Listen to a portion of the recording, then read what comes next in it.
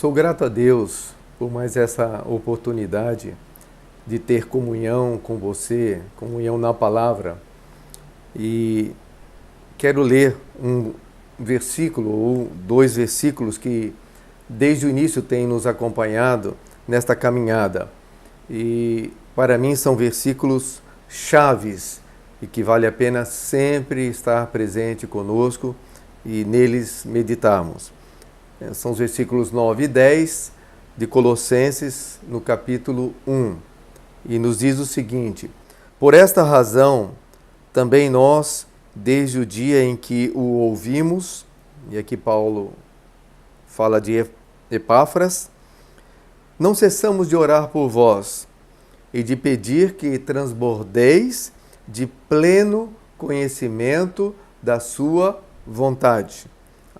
A oração, ele diz, a nossa oração é pedir a Deus para que vocês transbordem de pleno conhecimento da sua vontade, da vontade de Deus, em toda a sabedoria e entendimento espiritual, a fim de, com o propósito de, viverdes de modo digno do Senhor, frutificando em toda boa obra e crescendo no pleno conhecimento de Deus.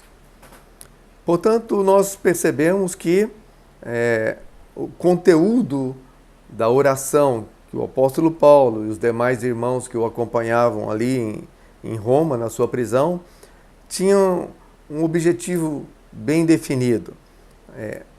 O conhecimento da vontade de Deus, um conhecimento que transbordasse, um conhecimento pleno da vontade de Deus, com uma experiência espiritual.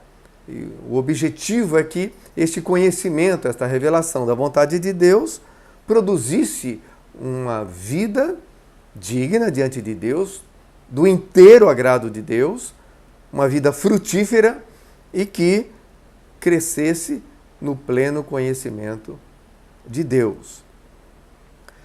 Com a mensagem de hoje, a nossa intenção é nós iniciarmos uma nova etapa nessa nossa caminhada. Toda palavra ou história, nós podemos dizer que há um princípio, há um meio e há um fim. E a nossa história com Deus também segue desta maneira. O tema desta série é Para que eu? E esse tema veio como propósito de buscarmos na palavra de Deus resposta a uma grande pergunta, talvez a mais importante de todas as perguntas que nós devemos fazer, que é qual o sentido, qual é a razão da nossa existência, por que é que nós vivemos.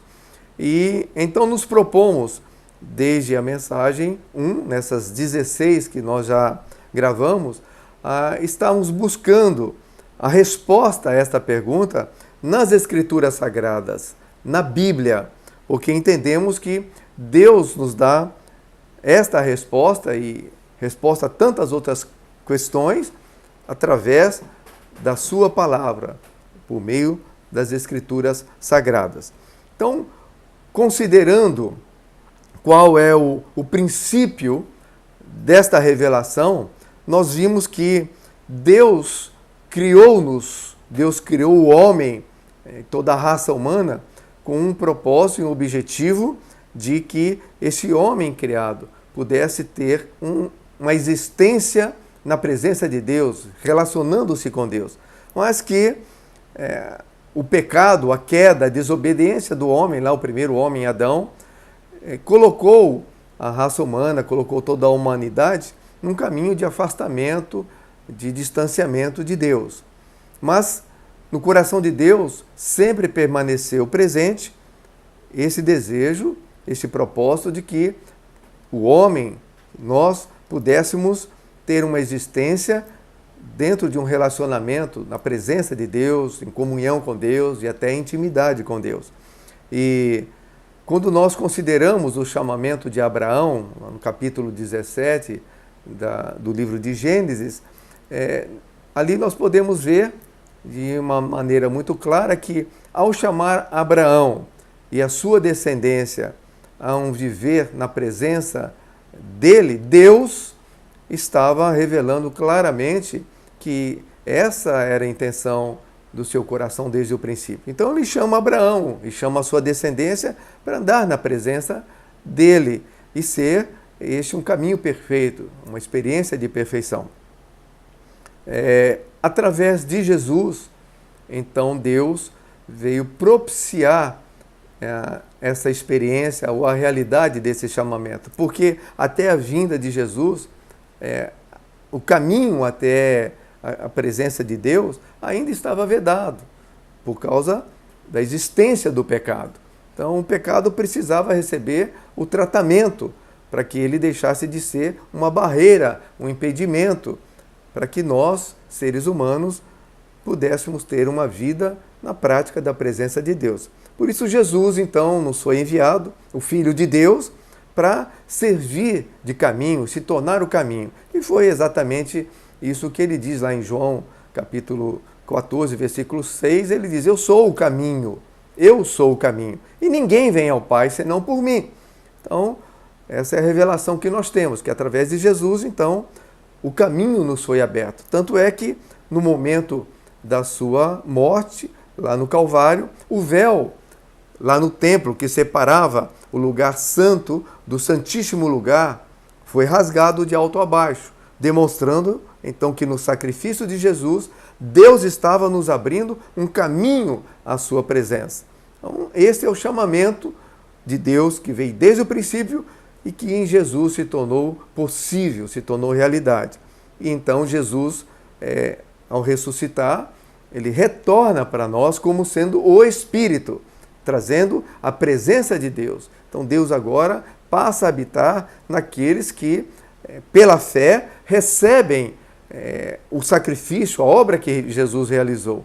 E através da presença do Espírito Santo, então nós temos condições de ter um viver e desenvolver uma vida de comunhão com Deus, cujo objetivo é nos levar ao conhecimento de Deus. É isso que já o profeta Oséias, no Velho Testamento, no capítulo 6, versículo 4, diz: conheçamos e prossigamos em conhecer o Senhor. Então esse é o convite da parte de Deus para que possamos viver não distante, indiferentes, mas na sua presença. Então isso é perfeitamente possível. Deus nos abriu o caminho, nos enviou o seu Espírito para que nós pudéssemos ter comunhão com Ele, praticarmos a sua presença.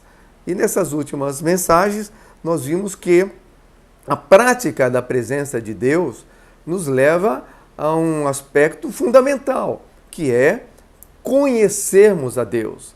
Deus não quer ser um estranho para nós, mas Ele quer que nós o conheçamos, e o conheçamos até na sua intimidade. Como Moisés conheceu a Deus, não só vendo as obras de Deus, mas conhecendo o caminho, ou seja, o coração de Deus. Então, esse princípio da revelação de qual é a vontade de Deus, que Paulo está tratando aqui, nós estamos orando para vocês cristãos que moram em Colossos, vocês conheçam a vontade de Deus e conheçam de maneira plena e transbordante. Maneira plena significa não só na teoria, mas com realidade.